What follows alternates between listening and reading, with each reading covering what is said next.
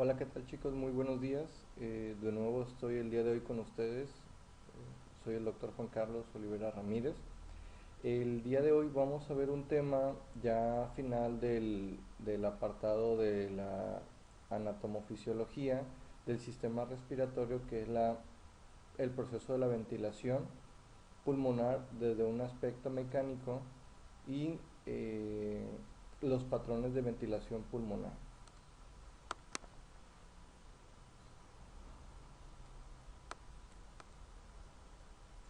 En este caso, recordando un poquito algunos conceptos, el sistema fisiológico va a cumplir con diferentes y complejas funciones relacionadas con el mantenimiento en la vida.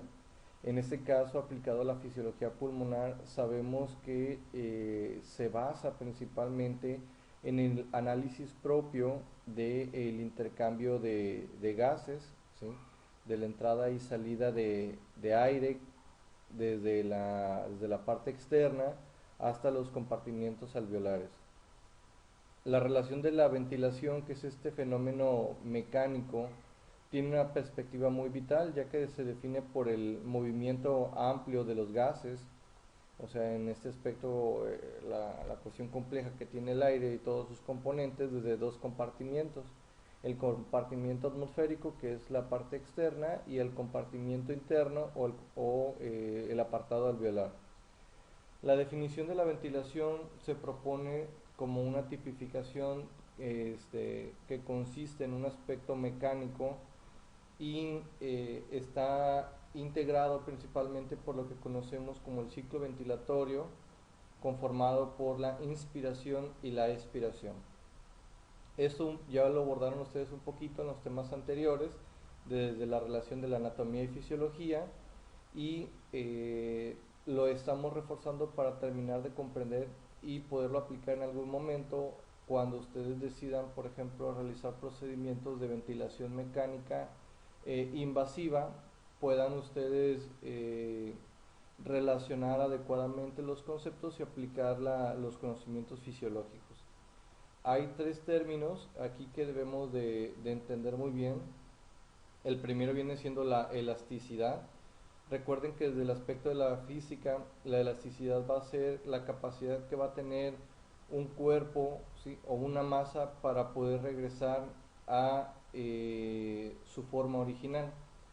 La viscosidad se refiere un poquito igual al concepto en la física, a aquella capacidad o aquella fricción que va a tener en este caso un gas sobre una superficie, y la tensión superficial es directamente la fricción ya aplicada sobre el moco, que en este caso se va a encontrar sobre el epitelio alveolar. Las fases de la inspiración, en este caso la inspiración, habíamos comentado, es el primer apartado de la ventilación pulmonar y corresponde principalmente al movimiento de los gases desde la atmósfera hasta los alveolos. Esto tiene dos apartados, un apartado físico y un apartado mecánico. En el apartado mecánico, pues vemos que intervienen en este caso elementos propios de la caja torácica, y los que principalmente intervienen son los músculos de la inspiración. Tenemos los productores de la fase, que en su mayoría pues va a estar aplicado por el diafragma y los músculos intercostales, ¿sí? Los facilitadores de la fase son el geniogloso, genoyoideo, esternoyoideo, tiroyoideo, esternotiroyoideo, ¿sí? El paristafilino interno. Y los accesorios de la fase son el esternocleidomastoideo, el escaleno pectoral mayor, el pectoral menor, los trapecios y serratos. En este caso, los accesorios simplemente dan un soporte a los productores de la fase, que en este caso son es el músculo diafragma y los intercostales. Recordar que en este caso la regulación propia autónoma viene desde el músculo frénico, ¿sí? Y propio ya del sistema nervioso central. Ahora, ¿cómo la contracción muscular es capaz de producir la movilización de aire desde la atmósfera hasta los alvéolos? O sea, ya vimos que en este caso los pulmones, o más bien la caja torácica por sí sola, al moverse, no va a permitir o no va a lograr que entre o salga el aire. Para eso necesitamos un equilibrio de presiones, que es la parte física de la fase inspiratoria. Para eso funciona un poco entendiendo la ley de Boyle-Marriott, ¿sí? Ley de Boyle-Marriott pues nos habla sencillamente de lo que es una propiedad física de los gases con relación a la presión y también una constante de temperatura ambiente. Esta constante nos indica que a mayor concentración de gases disminuye la presión sobre la superficie, sobre la superficie. A menor cantidad de gases va a haber una mayor presión sobre superficie. Viéndolo un poquito con esos ejemplos que les estoy mostrando aquí a continuación, vemos como por ejemplo tenemos aquí los pulmones, la cavidad abdominal y esta separación que viene siendo el diafragma. Se supone que en una situación basal o de reposo va a haber una presión igual tanto en el exterior como en el interior. Para poder generar una entrada de aire hacia los pulmones, esto no va a ser por arte de magia, necesitamos las propiedades físicas de la materia, en este caso de los gases. Voy a generar una disminución del diámetro de mi cavidad abdominal por medio de una contracción de mi diafragma. Esto va a generar una presión negativa dentro, ¿sí? Dentro de la estructura pulmonar y alveolar, forzando entonces a la entrada de más volumen de aire, ¿sí?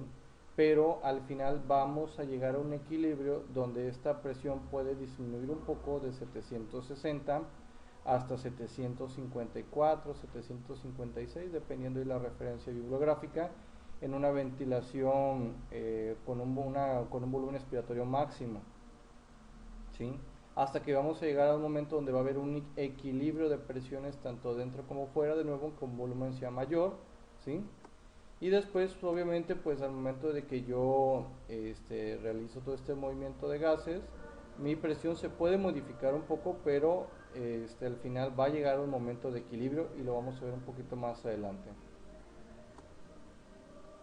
Para poder lograr todo esto, como les comentaba, el principal músculo que va a intervenir pues va a ser el diafragma, que se va a contraer junto con el uso de los músculos intercostales.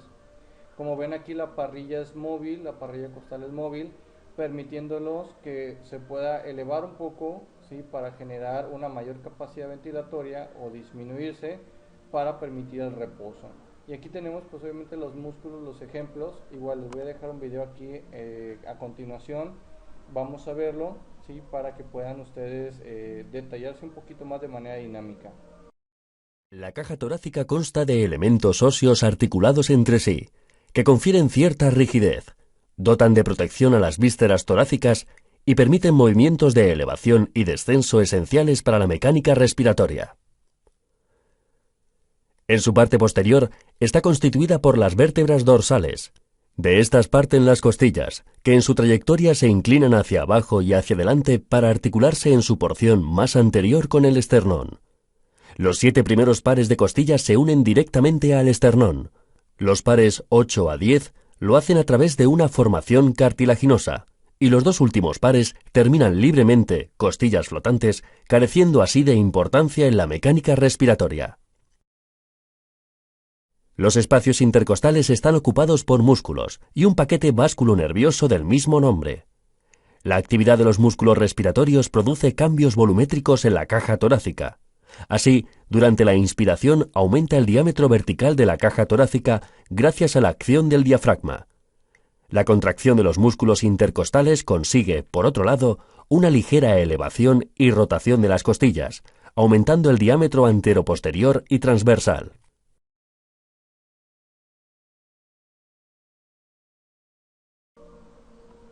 La contracción de los músculos intercostales es responsable del 25% del aire que entra, de ahí la razón que también es uno de las estructuras directas que proporcionan una ventilación adecuada. La distensibilidad se refiere a esa capacidad que tienen los cuerpos para poder alargarse, ¿no? Deformarse.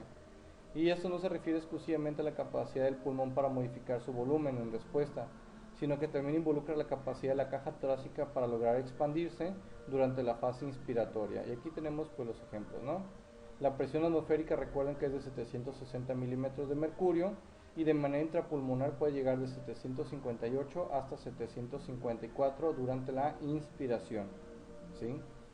También tenemos una aplicación de otra ley, la ley de Laplace, que nos habla acerca de la presión que hay interna sobre una esfera o una estructura esférica, y esta va a ser directamente proporcional a la tensión que hay sobre la pared y va a ser inversamente proporcional al radio de la esfera. O sea, traducido, ¿sí? Nos habla que si el radio es muy pequeño va a generar un incremento en la concentración de los gases. Si el radio es mayor, la concentración o la presión va a ser menor, ¿sí? Va a llegar un momento en el que también, por ejemplo, aquí tenemos estos ejemplos que nos habla sobre una sustancia que se llama factor surfactante. El factor surfactante es una glicoproteína que también tiene fosfolípidos y nos ayuda a evitar el colapso, ¿sí?, de los alvéolos. ¿Cómo lo va a hacer? Genera una tensión de superficie, esta la va a reducir en los alvéolos más pequeños. Ambos que se encuentran distendidos alcanzan una presión aproximadamente igual, ¿sí? Y al final se estabilizan generando una tendencia que en el alvéolo más pequeño tenga una presión equivalente al alvéolo más grande, ¿sí? Si no hubiera una presencia de factor surfactante, esta tensión generaría un desplazamiento de los gases porque hay una mayor presión en el de menor radio, generando como una complicación pues obviamente que se colapse el alvéolo, ¿sí?, que se cierre esa estructura. Claro que se puede recuperar generando pues presiones un poquito más elevadas, pero corremos el riesgo de generar también barotraumas, o sea que termine por romperse, ¿sí?, y generar pues neumotórax. El factor surfactante, como les comentaba, es una sustancia química de composición mayormente de lípidos, lo que le permite esa estabilidad y también propiedad hidrofílica de manera predominante. Obviamente que para poder generar una alteración de los fosfolípidos debe de haber una activación del surfactante. El surfactante lo sintetiza y lo libera los neumocitos tipo 2, eso recuérdenlo muy bien. La inestabilidad de la celular de membrana y el aumento de la permeabilidad alveolar también puede generar alteración de la actividad propia del factor surfactante.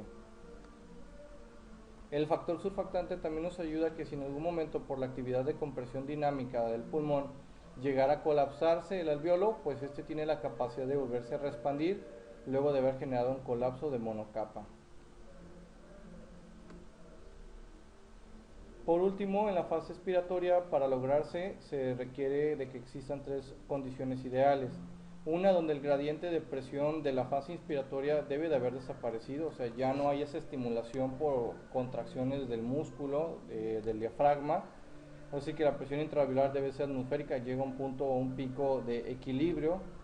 El volumen intrapulmonar debe ser superior al volumen de reposo y los músculos de la inspiración deben de comenzar a relajarse.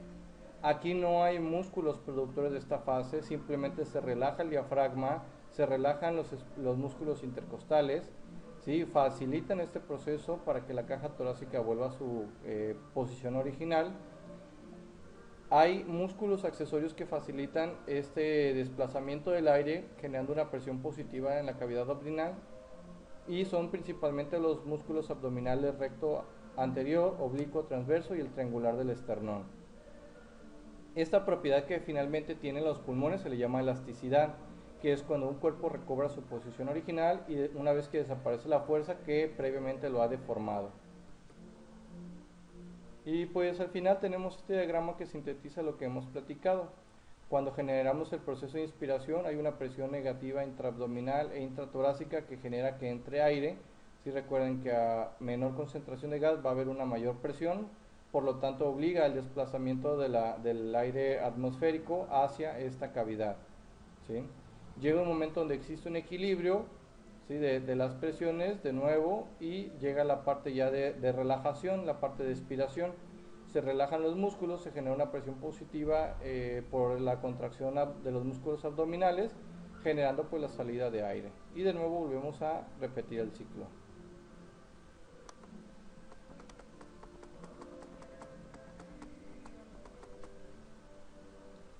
Muy bien, por último tenemos lo que viene siendo la identificación de los patrones ventilatorios. Los patrones ventilatorios son un poquito más sencillos de entender. Tenemos de su lado izquierdo hacia el lado derecho cada uno de los con las descripciones siguientes, ¿sí?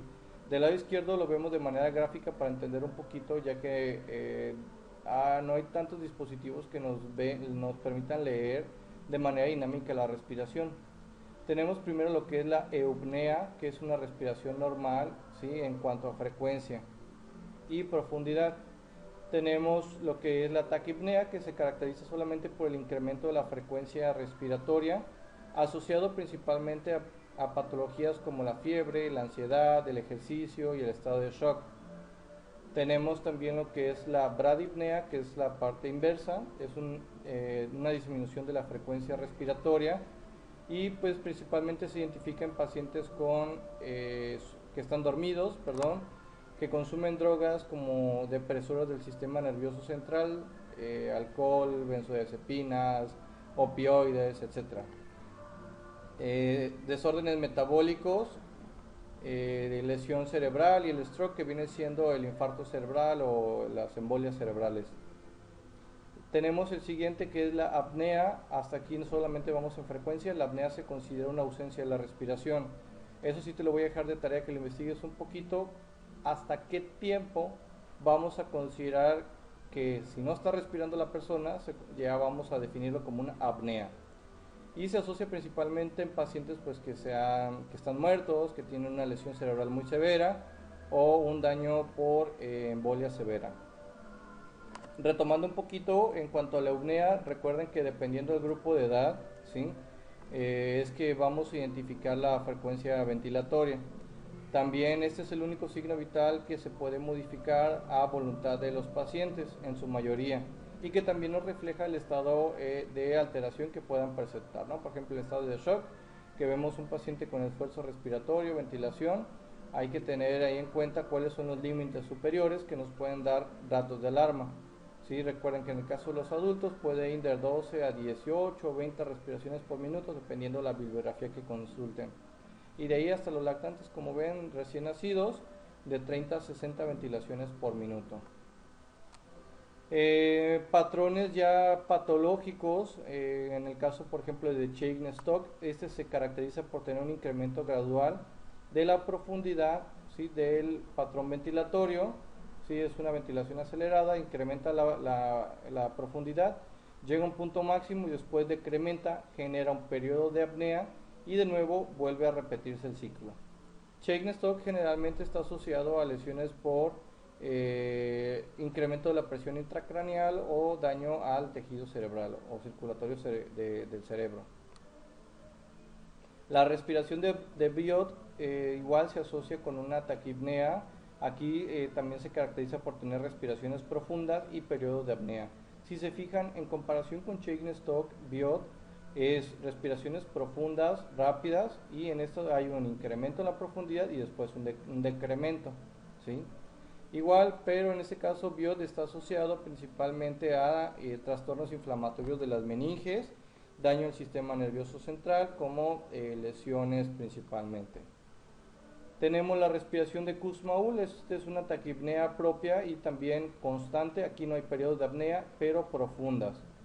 Kussmaul la van a encontrar principalmente en pacientes con trastornos metabólicos, falla renal, acidosis metabólica o cetoacidosis diabética.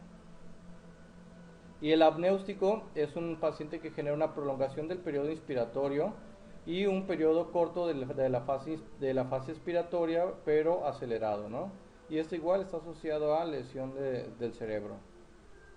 Les dejo aquí abajo dos links que pueden consultar. De igual manera se van a reproducir con esta diapositiva los videos. Los dejo para que los tomen como referencia por el respeto a los derechos de autor. Y pues de mi parte sería todo. Welcome back. In this video we'll hear the different breathing patterns that you'll see in the study for your Step 1 exam. This includes Cheyne-Stokes breathing pattern, Kussmaul's, and Biot's breathing patterns. First we'll have to be familiar with the normal breathing pattern, eupnea, and this will be our baseline. And it goes something like this.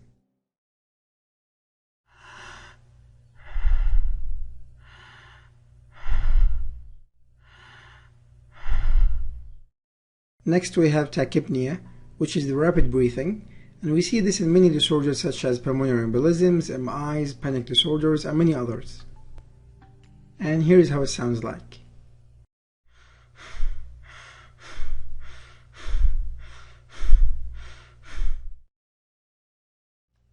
Next we have bradypnea, which is the low frequency breathing pattern that we see in obesity and alcoholism.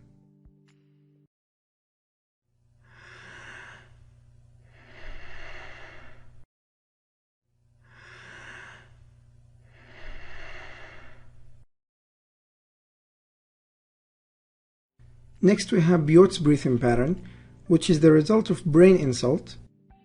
Think of strokes, encephalitis, or many others.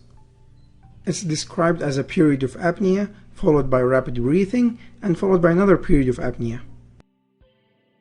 And here's the pathophysiology behind it. We know that the brain normally controls the normal breathing pattern, but in case of brain injury, the breathing center will be inhibited and will only start functioning again in case of strong stimulus. In this case, the strong stimulus is increasing levels of carbon dioxide in the blood. And here's how it sounds like.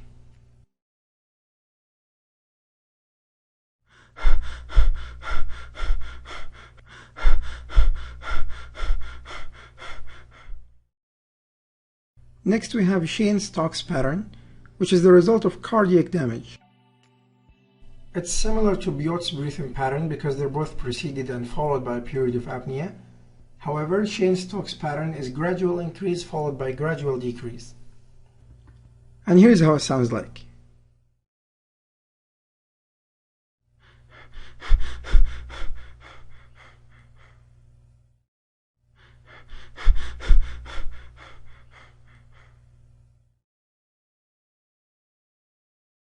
And finally, we have Kussmaul's breathing pattern, and we see it in acidotic states. It's similar to tachypnea, but it differs because it has long tidal waves. So it's maximum inhalation followed by maximum exhalation, but in very rapid rate. It makes sense because in acidotic states we can decrease the acidity by decreasing carbon dioxide concentration. And here's how it sounds like.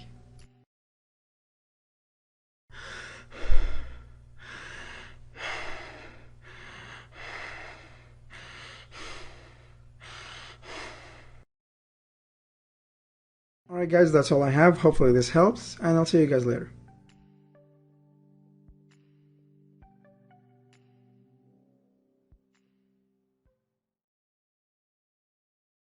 Ok, vamos a comenzar entonces con el primero. Adelante, comenzamos. El primer patrón respiratorio es la hiperpnea o hiperventilación. Esta es la amplitud y frecuencia están aumentadas a lo que se considera normal en una respiración, que son de 12 a 16 respiraciones por minuto. Señor, me acaban de notificar que usted tiene fiebre. ¿Está de acuerdo? Sí, se ve un poco mal. Creo que tiene usted el patrón respiratorio número 2. La polipnea, este segundo patrón respiratorio, es una respiración rápida y superficial. Podemos ver las formas de respiración de hiperpnea y de polipnea en estados de fiebre, de sepsis y de embolias pulmonares. Estamos en el tercer caso. En este tipo de respiración es muy común encontrar a pacientes en un estado de acidosis metabólica, y esto puede ser debido a que tiene una acumulación excesiva de dióxido de carbono en sangre. La respiración de Kussmaul es una respiración de mayor amplitud. En este tipo de respiración también puede ser causado por acidosis diabética, uremia, por sepsis, por salicilatos, por metanol, por aldehídos y por ácido láctico. En esta ocasión nos encontramos en la sala de urgencias. Acabamos de tener a un paciente con traumatismo craneoencefálico. Tenemos que prestar mucha atención en este patrón respiratorio. Este patrón respiratorio es el de Cheyne-Stokes. Este se va a caracterizar porque después de apneas de 20 a 30 segundos de duración, La amplitud de la respiración va aumentando progresivamente como en una fase en crescendo, y después de llegar a un máximo va a disminuir hasta llegar de nuevo a un periodo de apnea, que es una fase en decrescendo. Esta secuencia se repite sucesivamente. Podemos ver este tipo de respiración en insuficiencia cardíaca y en algunas lesiones del sistema nervioso central, como puede ser también un traumatismo. En este caso, el paciente se ha complicado debido a que no ha recibido una atención a tiempo. Podemos ver cómo sus patrones respiratorios han evolucionado a otro estado. Esta es la respiración de Biot. Es una respiración que mantiene algún tipo de ritmo, pero que es interrumpida por periodos de apnea. Cuando la alteración es más extrema, comprometiendo la ritmicidad y la amplitud, se puede llamar respiración atáxica. Ambas formas se pueden observar en lesiones graves del sistema nervioso central. En este tipo de respiración vemos que un prognosis es muy bajo y que puede llegar a daño neuronal.